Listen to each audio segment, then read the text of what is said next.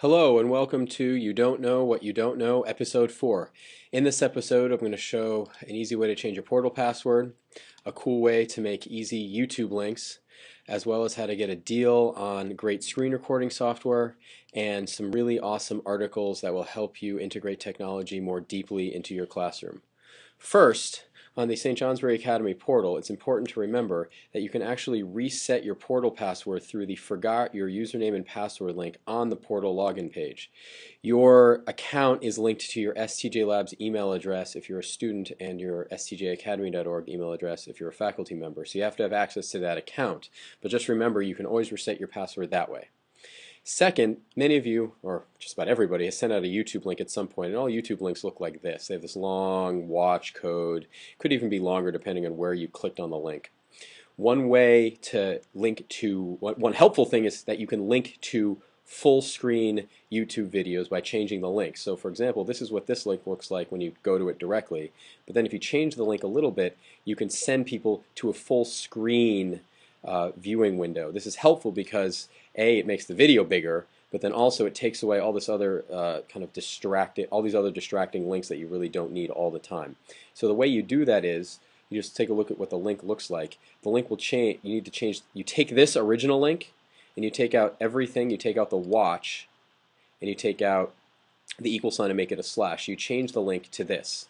It's the exact same thing except you just delete watch and you replace the equal sign with a forward slash. And if you send people to this link, it will load the video in a full window.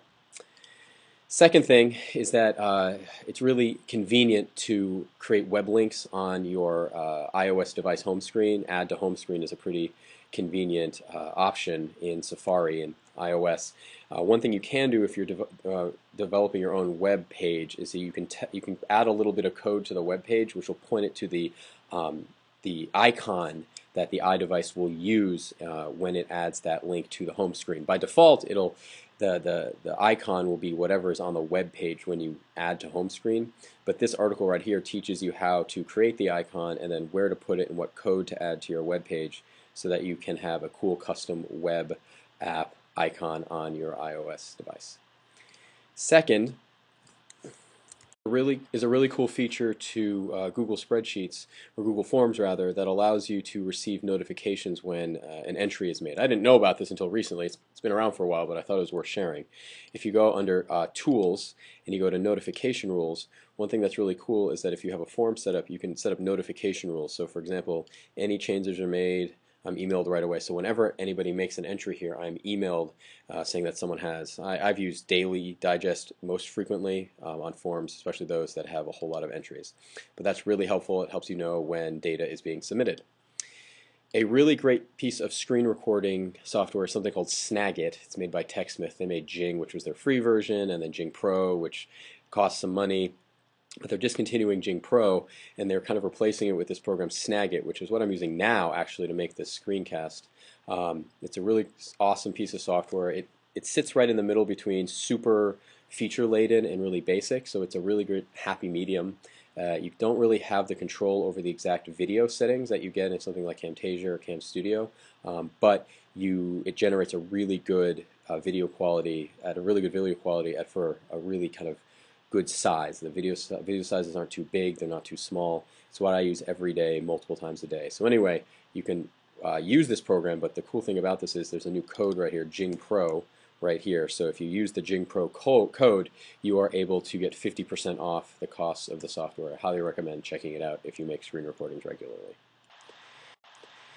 Next is a great document made by the North Canton City Schools, which is entitled The Paperless Classroom with Google Documents.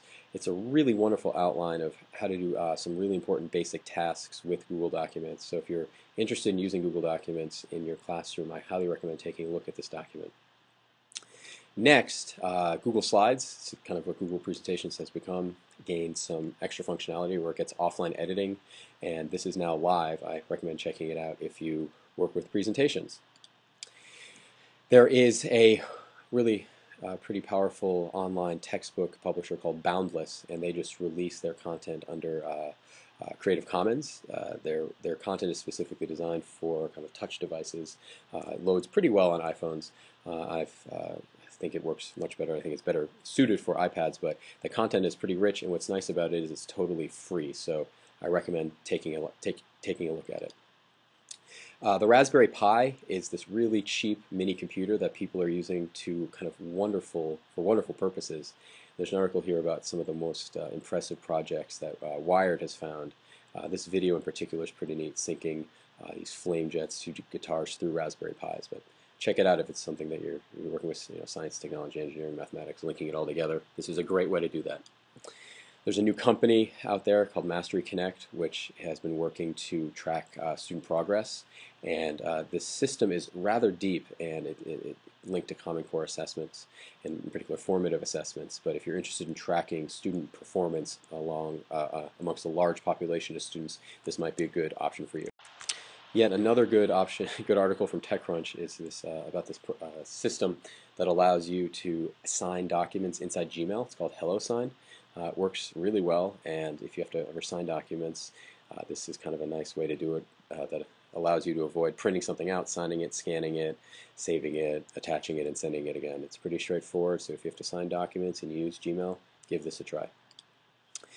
As cloud services have become more and more common, you might be in the position I'm in, where you use certain systems that work well, like Dropbox, for straightforward file synchronization and sharing across multiple users when you're just sharing large or small files. But then you use Google Drive because of the built-in document editor or presentations or spreadsheets. Each service does something really well, I think, that all the other ones don't.